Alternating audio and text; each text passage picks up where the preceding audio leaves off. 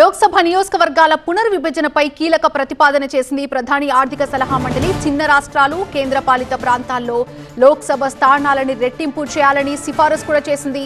నియోజకవర్గాల విభజనలో పట్టణీకరణ, SC ST జనాభా, భాషాపరమైన వైవిధ్యం పరిగణలోకి తీసుకోవాలని కూడా సూచించింది.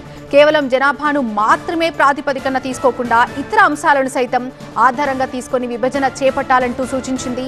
ఈ ప్రతిపాదన అమలైతే ప్రస్తుతం ఉన్నటువంటి 543 లోక్సభ స్థానాల సంఖ్య 824కు పెరుగుతుంది.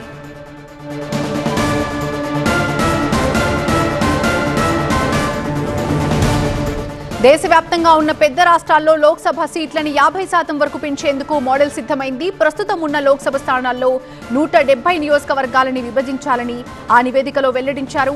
170 నియోజకవర్గాల్లోని 59 స్థానాలను 2 భాగాలుగా, 111 స్థానాలని 3 భాగాలుగా విభజించే అవకాశం ఉంది. దక్షిణాది రాష్ట్రాల సీట్ల శాతంలో మార్పు ఉండదు. ఇక ప్రస్తుతం ఉన్నటువంటి 23.7 ప్రాతినిధ్యం భవిష్యత్తులో కూడా కొనసాగించే విధంగా ప్రతిపాదనలు చేసింది. కొత్త ప్రతిపాదనల ప్రకారం ఏపీ, తెలంగాణ సహా దక్షిణాది రాష్ట్రాల్లో గణనీయంగా పెరగనున్నాయి ఎంపీ సీట్లు. కేరళలో అయితే లోక్సభ స్థానాలు 20 నుంచి 30కి పెరగబోతున్నాయి. ఇక తమిళనాడులో 39 నుంచి 59కి పెరిగే అవకాశం ఉంది.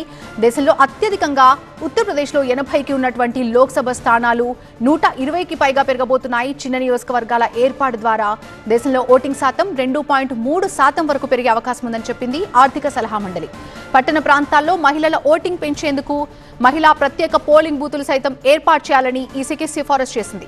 అలాగే 2027 జనాభా లెక్కల ఆధారంగానే నియోజకవర్గాల పునర్విభజన ప్రక్రియ చేపట్టాలని స్పష్టం చేసింది కమిటీ.